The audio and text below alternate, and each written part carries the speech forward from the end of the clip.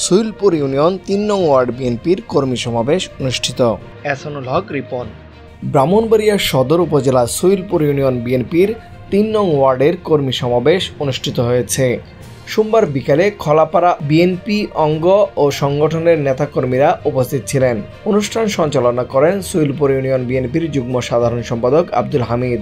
প্রধান অতিথি হিসেবে উপস্থিত ছিলেন ইউনিয়ন বিএনপির সাবেক সভাপতি খসরু মোল্লা, সদর উপজেলা বিএনপির মুক্তিযোদ্ধা বিষয়ক মোহাম্মদ মোশাররফ হোসেন ভূঁইয়া। প্রধান বক্তা হিসেবে উপস্থিত ছিলেন হাফিজ উদ্দিন, সহসভাপতি সুইলপুর ইউনিয়ন বিএনপি। বিশেষ বক্তা শিক্ষা অনুরাগী ও সমাজসেবক বিনা আক্তার। বিশেষ অতিথি জেলা শ্রমিক দলের যুগ্ম সাধারণ সম্পাদক মোহাম্মদ হারুন মোল্লা, সুইলপুর বিএনপির সহসভাপতি আব্দুর রৌফ, সহসভাপতি আলমগীর লস্কর, রহিমউদ্দিন লস্কর, মোবারক চৌধুরী, কোষাধ্যক্ষ সদর থানা বিএনপি। বক্তারা বলেন, আসন্ন ত্রয়োদশ জাতীয় সংসদ নির্বাচনে ইঞ্জিনিয়ার খালেদ হোসেন মাহবুব শ্যামলের হাতকে শক্তিশালী করতে এলাকাবাসীকে আহ্বান করেন।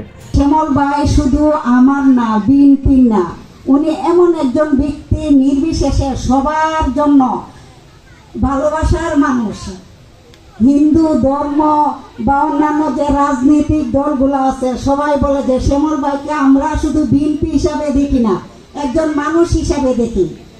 আর আমার কাছে মনে হচ্ছে শ্যামল ভাই অনেক নেতা কর্মীর সাথে তো আমার পরিচয় আছে, তার মাঝে শ্যামল ভাইকে আমার কাছে সর্বসর্বা মনে হয়।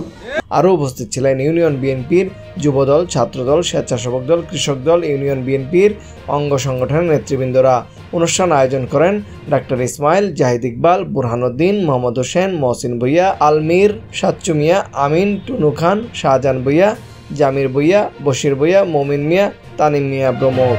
তানভীর হাসান, সারাবেলা নিউজ, ব্রাহ্মণবাড়িয়া।